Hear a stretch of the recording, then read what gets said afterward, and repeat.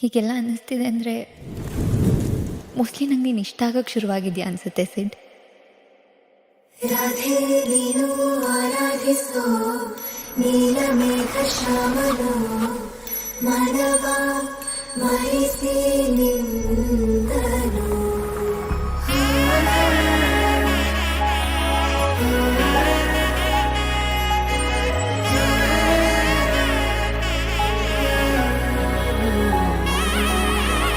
ನಾದ ಸ್ವರವೆಲ್ಲ ನಲಿದಿವೆ ಕೇಳು, ಯಾರೀವರನೆಂದು